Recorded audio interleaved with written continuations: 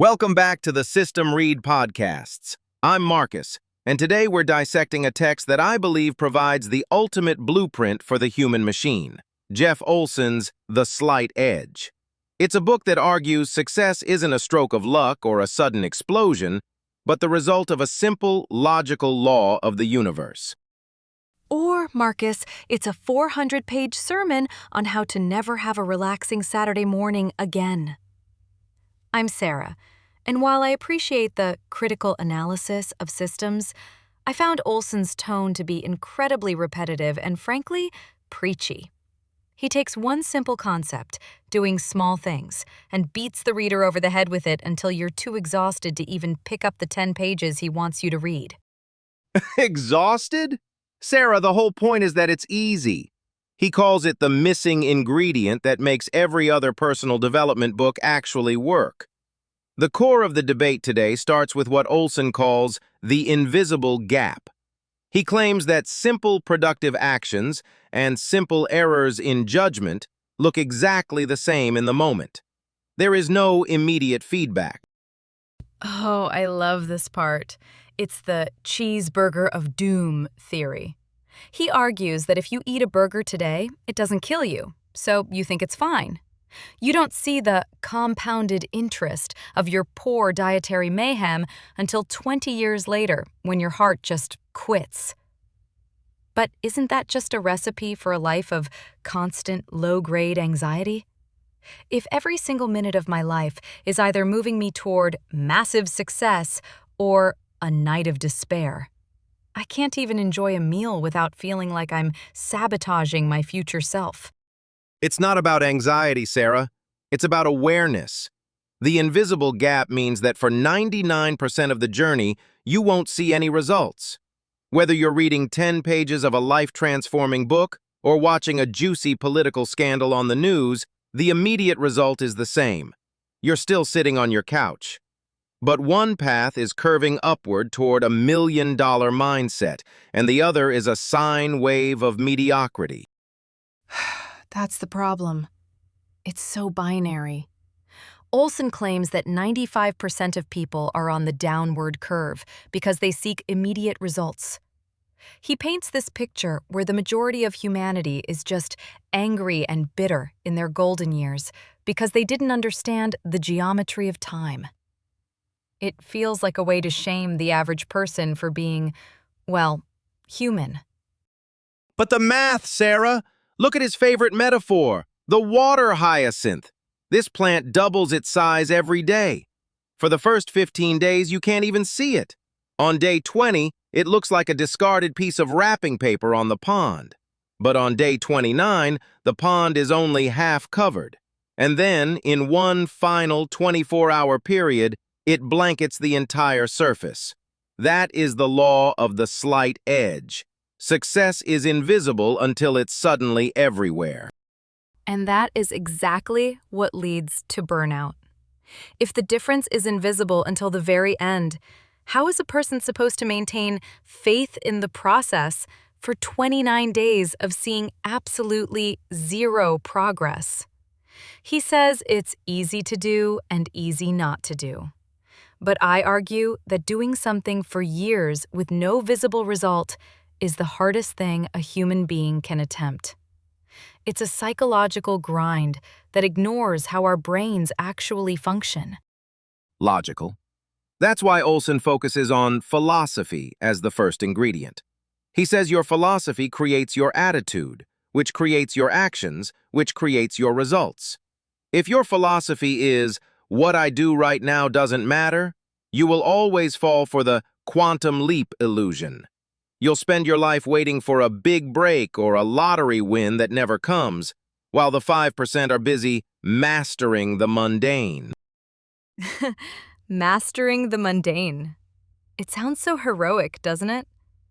But let's look at his 7 life disciplines: health, happiness, relationships, personal development, finances, career, and impact.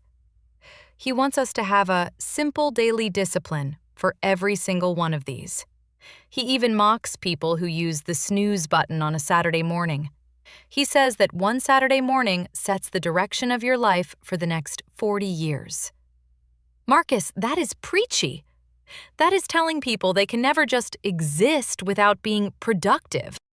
But Sarah, he isn't saying you can't rest. He's saying that most people are on automatic pilot and don't even know who is programming their route. We have 40,000 no's recorded in our brains by the time we hit first grade. The slight edge is just a way to surround yourself with your own yeses.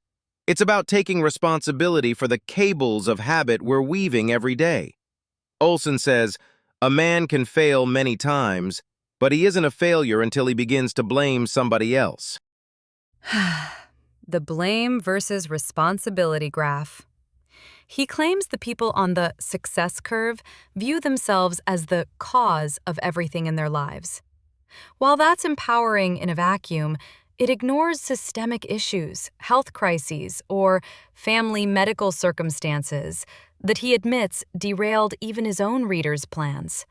He says, the past does not equal the future, but for many, the past is a heavy anchor that 10 pages a day won't necessarily lift.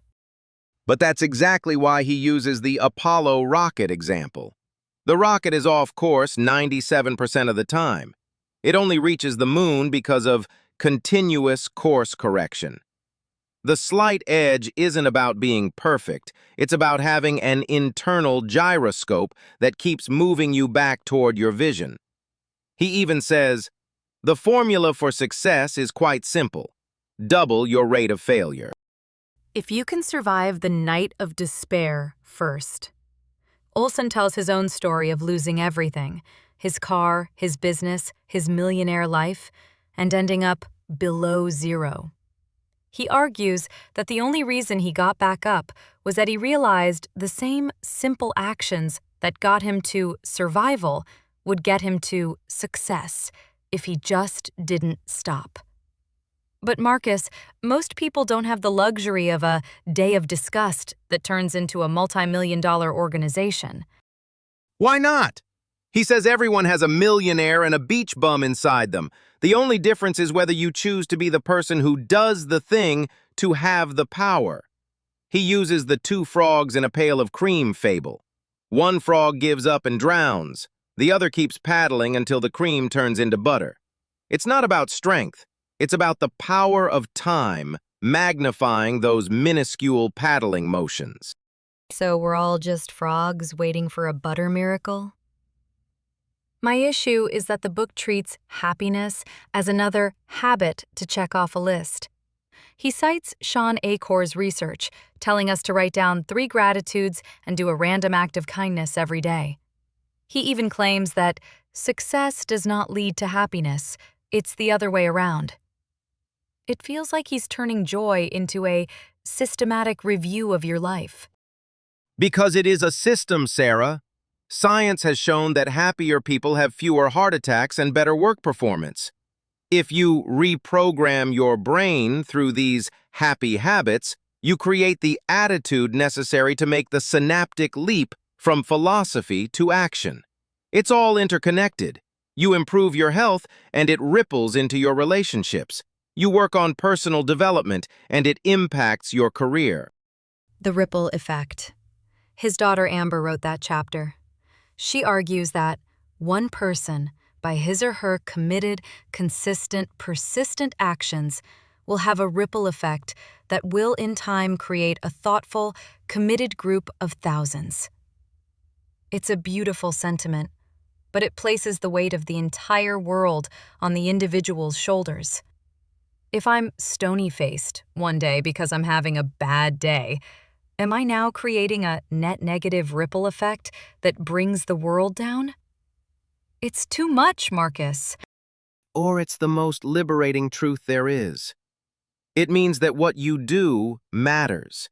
It means you aren't just a victim of circumstance. Olson's point about the quantum leap is that there are no overnight successes. Even Michael Phelps winning gold by 1/100th of a second was a slight edge result of years of mundane training. We celebrate the giant step on the moon, but we ignore the thousands of one small steps in a lab years before.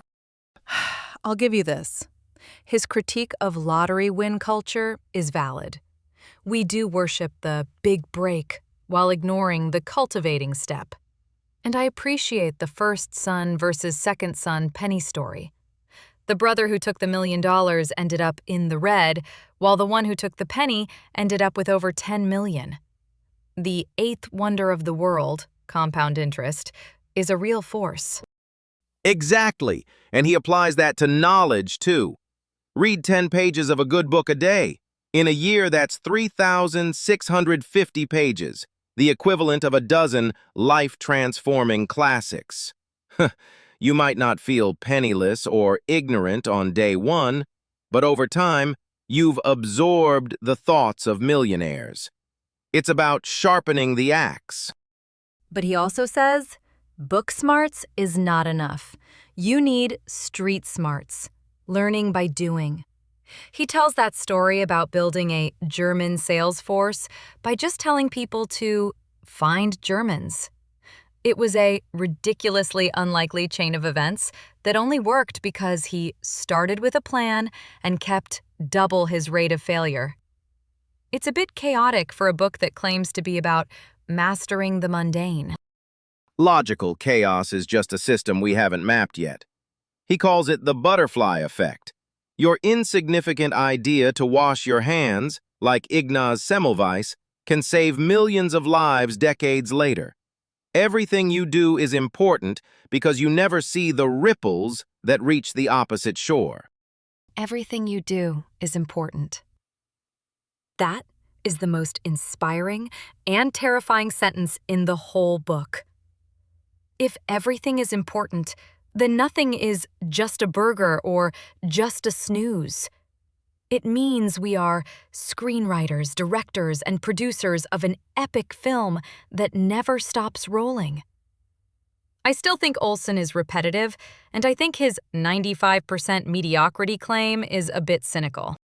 But he gives you the good news at the end. At any moment in your life, you can choose to change which side of that curve you're on. You can start with a clean slate. It doesn't matter if you're 43 or 63. It's never too late to start, but it's always too late to wait. Fine, Marcus. You've convinced me to at least stop using the snooze button for 1 week. But if I don't see geometric progression in my bank account by Friday, I'm blaming you. Just remember the water hyacinth, Sarah. You won't see anything until day 29. To our listeners, find your penny and start doubling it. The rest of your life is waiting. And if you're looking for me, I'll be sharpening my axe. Or maybe just reading 10 pages of something that isn't Olson. Until next time on The System Read. Thank you for listening to this discussion on the System Read podcast. If you enjoyed this episode, please hit the like button and subscribe to ensure you don't miss our upcoming deep dives.